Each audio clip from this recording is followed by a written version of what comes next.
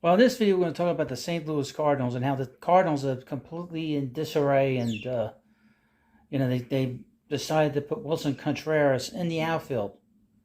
This is after they signed him to a long-term deal as a catcher, and this video will start right now.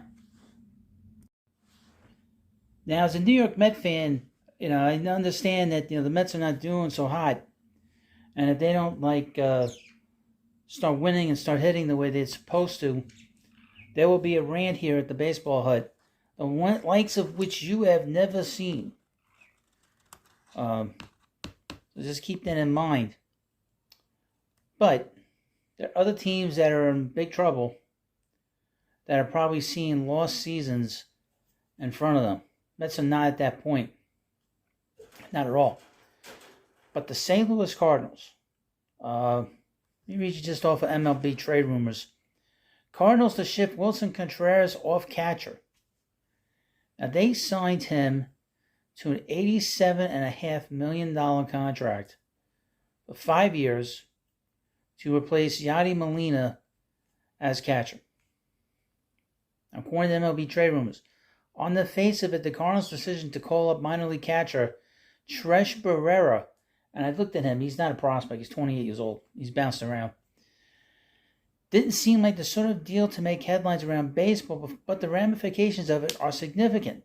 It's not so much the call of Barrera, but the fact his arrival means St. Louis will shift Contreras off catcher the next couple of weeks.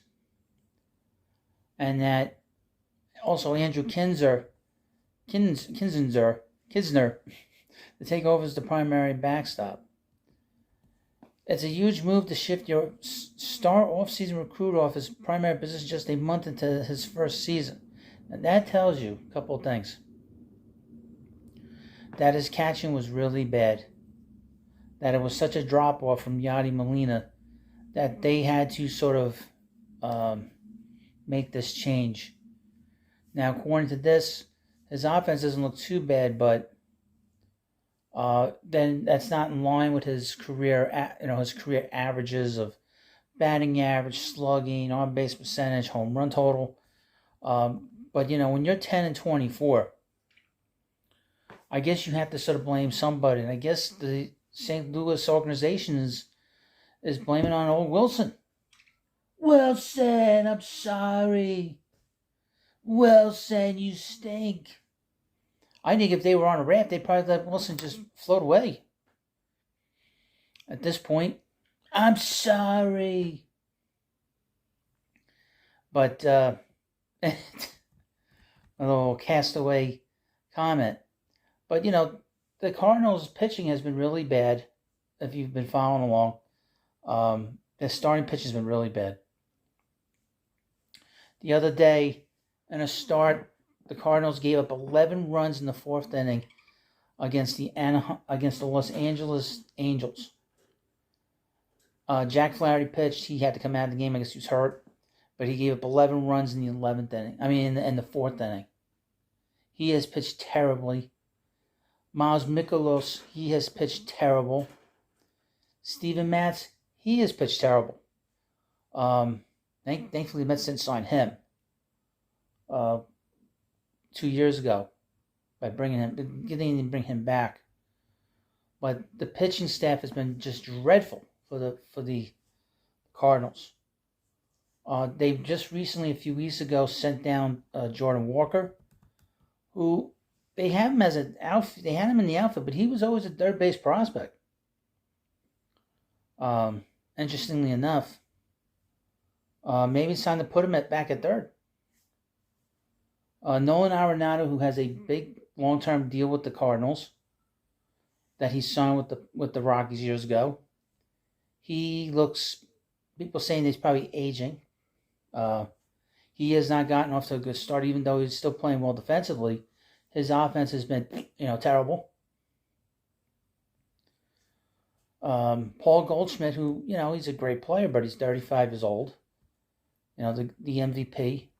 Was last year his career year? Was that his last great year? You have to ask yourself, why are they 10-24? On the surface level, you think, well, it's the Cardinals, not going to not going to be a bad team, but maybe this is one of those years it just doesn't fire. Maybe they turn it around. Maybe the Cardinals have gotten off to slow starts before, but it's almost like everything's upside down right now. The Pirates have been in first. The Cardinals are now in last. They have all these teams ahead of them. They have the Reds in front of them. That's how bad the Cardinals have played. But they have young talent.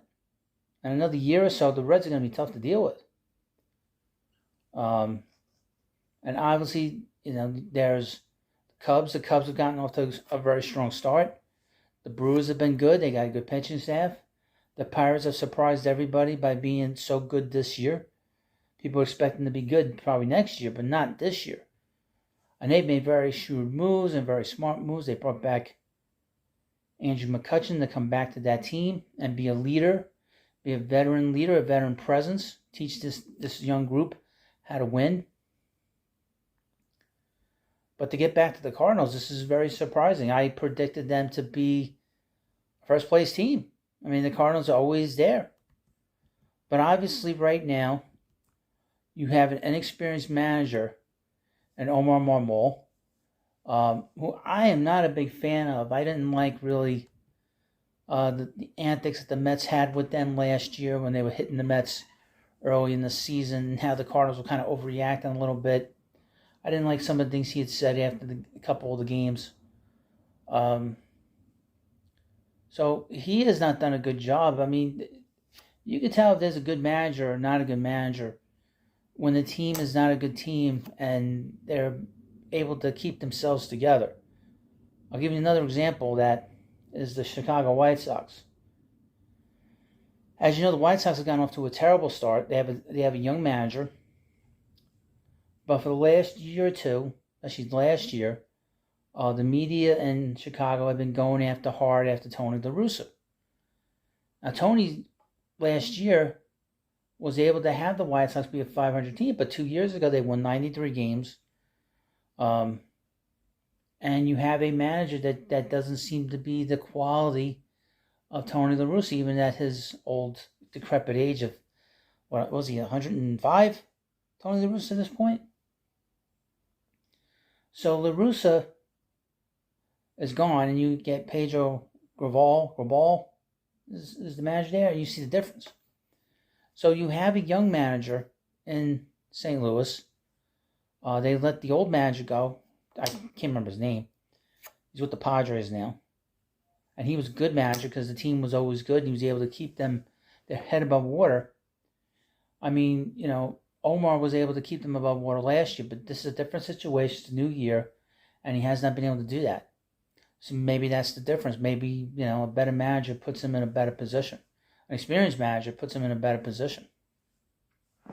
But the thing is, the Cardinals, they signed Contreras to this deal, like I was saying. And look how quickly they jump off. So we don't want him as catcher. Well, everybody knew that Contreras was not Yadi Molina. He's not Gary Carter. He's not, he's not some of the great defensive. He's not Johnny Bench. Just to throw some names out there. He's not Pudge Rodriguez. He's not Charlie O'Brien. He just guys are great catchers. Everybody knows he's not a great catcher. So what did they expect they were getting from him defensively? Because obviously they don't like his defense. That's why they're taking him off. It's very strange, this whole reaction to what they've done to Contreras. Because I don't think this is fair. He signed the contract to be the catcher there. And it doesn't make any sense to sort of, just sort of forget about it and move on. It's like, hey, let's move on. I'm very surprised they were so quick to do that. Well, it's the Cardinals' way. No, it's not the Cardinals' way. Cardinals' way is not to do stuff like this. This is not a smart thing. This is dumb. Let's put it, lay the cards on the table. Wilson's basically been abandoned on the ocean, They kicked him off the raft, And they're not saying this, sorry, Wilson. I'll tell you that. I'm not sorry, Willson. I'm not. Well, let me know what you think about this video. Please subscribe to the Baseball Hood 2. Trying to do some different things here. Channel's plugging along. And I want to thank you for coming by. And please subscribe. And I'll see you later.